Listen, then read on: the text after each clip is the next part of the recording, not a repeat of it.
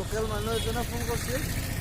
তেওঁ কৈছে লেক পিছলা আছে ন, পিছলা লেক কৈছে এইটো একদম মাষ্ট ভিজিট বুলি কৈছে। বোলো ঠিক আছে, মই নাযাওঁ বুলি ভাবিছিলোঁ আৰু ক'তো ইফালে এইটো চাই উঠি ভাবিছিলোঁ যাই ধুনীয়াকৈ ষ্টেচনত বহিম, তাতে অলপমান আৰাম চাৰাম কৰিম, তাৰপিছত টিকেট চিকেট কৰি মেলি ওলাই দিম আৰু ৰাতিকে বুলি। বাট কৈছে তাতে বোলে যিটো লেক আছে সেইটোত গোটেই মানে বহুত চিনেমা বোলে এনেকুৱাকৈ কি বুলি কয় শ্বুটিং হৈছে। দুটা কৈছিল, এটা পিছলা আৰু এটা কিবা টেপু নে কিবা নাম আছিল পাহৰি থাকিলোঁ। যি নহওক বাৰু, কিন্তু সদ্যহতে মই যিমান সোপা উৎপাত নকৰোঁ, নেক্সট টাইম আহিলে চাম। মই সদ্যহতে পিছলা লেক যাই আছোঁ। পিছলা লেকৰ কাৰণে বেছি দূৰ নহয়, আপোনাৰ 3.8 কিলোমিটাৰ নে কিমান এনেকুৱা, 3 নে 2.8 বৰ্তমান য'ত আছোঁ আৰু তাৰ পৰা একো প্ৰব্লেম নাই, তাতে যাই চাওঁ। আৰু মেবি ৰাস্তাৰ মাজতে ক'ৰবাত ভালদৰে খোৱা লোৱা জেগা পাই যাম, কাৰণ হোটেল বগেৰাটো পাই যায়, কিন্তু কথাটো হৈছে তাতে বহুত ডাঙৰ দামী থাকে মানে।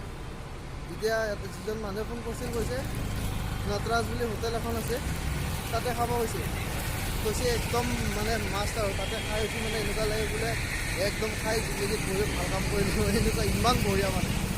ঠিক আছে, তাৰপিছত লাহেকৈ দামটো কিমান বুলি কৈছে 250 প্লেট বোলে। 250 প্লেট দি পেলাই মই খাব পৰা মানুহ বৰ্তমান নহয়, কিন্তু নাই নহ'ব। বোলে হ'ব ঠিক আছে, খাই যাম, টেষ্ট কৰি যাম বুলি কৈ দিছোঁ আৰু। ফিলহাল মোক 50 টকাৰ মানত খোৱাকৈ লাগিব। সেইদিনা জয়পুৰত তাতে পালোঁ 50 টকাত চলে চাউল, মানে এই যিটো বুটৰ দালিটো, কাবুলি বুটৰ দালিটো আৰু এই ভাত। ধুনীয়াকৈ মই ভাত খুজি মেলি লৈছোঁ। এক প্লেট একদম ভৰ্তি কৰি এক কাঁহী দিছে, অসমীয়া কাঁহী। গতিকে সেইটো খাই মজা লাগিছে। গতিকে সেই চিষ্টেমত যদি পোৱা যায় 50 টকাত তেনেকুৱাকৈ ধৰণে পালে, তেতিয়াহ'লে মোৰ মানে দিনটো খুচ হৈ যায় আৰু। 250 দি পেলাই মই কেইদিন খাওঁ আৰু 5 দিন 5 সাঁজ। ঠিক আছে, পিছত লগ পাই আছোঁ, তাতে যাই পাই যদি চাওঁ বস্তুটো জেগাটো কিমান দেৰি লাগে আৰু খানা পাওঁ নে নাই।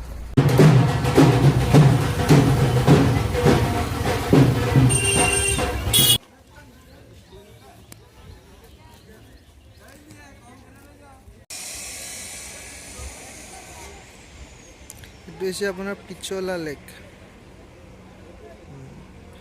আৰু এটা কথা এটা ন'টিছ কৰিছোঁ মই, ইয়াতে এইটো পেলেচ আছে বাৰু, এইটো পেলেচত যাব লাগে এক্সট্ৰাকৈ কিবা পইচা আকৌ মানে কি টিকেট লগাব লাগে।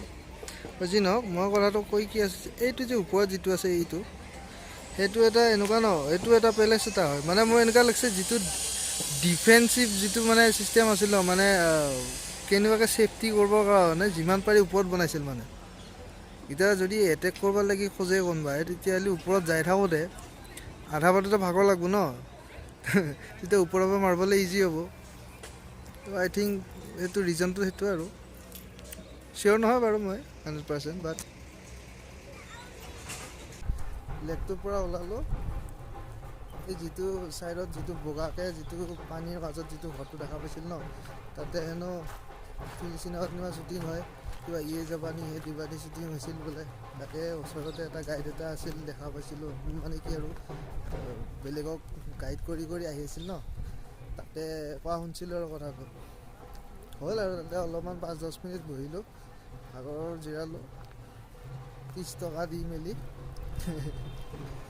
কি আৰু লেকটো কি চাই থাকিম, আকৌ যদি পেলেচ চাব লাগে আকৌ এক্সট্ৰা পইচা দিব লাগে, ব'ট ৰাইডৰ কাৰণে এক্সট্ৰা পইচা দিব লাগে, চাৰিওফালে পইচা দি থাকিব লাগে আৰু ইচ্ছা নাই আৰু। ইয়াতে আহোঁতে বাটত আলু পৰঠা খালোঁ। মইতো বাজেট 50 টকা কৰি দিছিলোঁ ন, কিন্তু মানে কি হ'ল 50 টকাত অলপমান ভালকৈ নাপায়, আৰু যিহেতু অকণ ভোকটো বেছিকৈ লাগি আছিল, ঘৰতে গৈ আছিল, ভাবিলোঁ হ'ব আৰু বুলি 80 টকা লৈছে।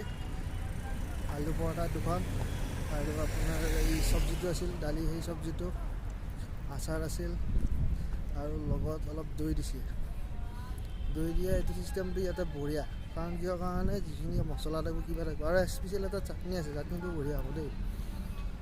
সেইখিনি খাই মছলা টাইপ থাকে, সেইবিলাক খাই উঠি যিটো পেটৰ উতলাত হ'ব পাৰে ন, সেই বস্তুটো ধুনীয়াকৈ দৈটো খাই দিলে মানে ঠিক হৈছে বুলি ভাবোঁ আৰু, সেনেকুৱা যেন লাগিছে আৰু। দৈটো খালে ঠাণ্ডা পৰি যায় ন পেটটো, বেছি চিটিয়াৰৰ পৰা আহি উঠি ধুনীয়াকৈ অলপমান ৰেষ্ট চেষ্ট কৰিলোঁ, তাৰপিছত ভাবিলোঁ এটা টিকেটটো কৰোঁ নেক্সট জেগালৈকে।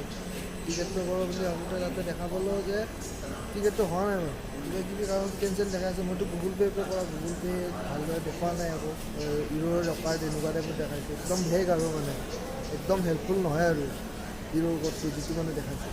তাৰপিছত কি হ'ব বুলি ভাবি মই উপায় নাপায় লাষ্টত IRCTC যিটো এপ আছিল সেইটো এপটো ডাউনলোড কৰি চালোঁ। সেইটো এপটো ডাউনলোড কৰি উঠি যেতিয়া সেইটোত কৰিব চালোঁ, তাৰপিছত তাতে ওলাই পৰিল যে কেছটো কেনেকুৱা, মই মানে বহুত ফ্ৰিকুৱেণ্টলি ঘূৰি আছোঁ বোলে, সেইটো কাৰণে হেৰি মই টিকেট কৰিব নোৱাৰোঁ বুলি কৈ দিছে। মানে হেৰি আছে, এটা হেনো লিমিট আছে, মানে এটা মাহত আপোনাৰ মেক্সিমাম 6টা কৰিব পাৰে টিকেট, 6টা টিকেট কৰিব পাৰে। আৰু যদি আপুনি আধাৰ দি ভেৰিফাই কৰে নিজৰ মানে যিটো পেচেঞ্জাৰ যিটো থাকব ন, ছাপ'জ আপুনি যদি এটা এতিয়াতো মই অকলে এটা কাৰণে কৈছোঁ ন, গতিকে মোৰ আধাৰটো ভেৰিফাই কৰাৰ লগে লগে গৈছে। যদি এতিয়া আপুনি আপোনাৰ লগত যদি আপোনাৰ মা দেউতা বা কোনোবা লগৰ ফ্ৰেণ্ড আছে, তেতিয়াহ'লে সেইটো যদি এড কৰে ন পেচেঞ্জাৰ, সেইটো আধাৰটো ভেৰিফাই কৰি দিব লাগিব। যদি আপুনি 6টা ওপৰত মানে 6 বাৰৰ ওপৰত যদি টিকেটটো বুক কৰিবলৈ চায়, ত' মানে বেছিকেলি কেনেকুৱা তেতিয়া আপুনি 12টা কৰিব। এতিয়া মই 6টা হৈছিলোঁ, মই এতিয়া তাৰপিছত এই কথাটো গম পাই মই লগে লগে আধাৰটো আপডেট কৰি দিলোঁ। আপডেট কৰাৰ লগে লগে তাৰপিছত আকৌ নেক্সট টিকেটটো আকৌ বুক কৰিব পাৰিছোঁ আৰু। ত' কথাটো তেনেকুৱা হৈ গৈছে মানে অলপ সিমানখিনিতে যদি বেছি হৈ যায় সেইটো ভাল কথা নহয়। কমচে কম 100টামান দিব লাগে ন, 100টামান টিকেট কৰিব পাৰিব লাগে হ'ব লাগিছিল মানে নৰ্মেলি, তেতিয়া ভাল লাগিল হয়। 6টা সেইটো কথা হ'ল নেকি, 6টাত এখন মানুহ এনেই যায়।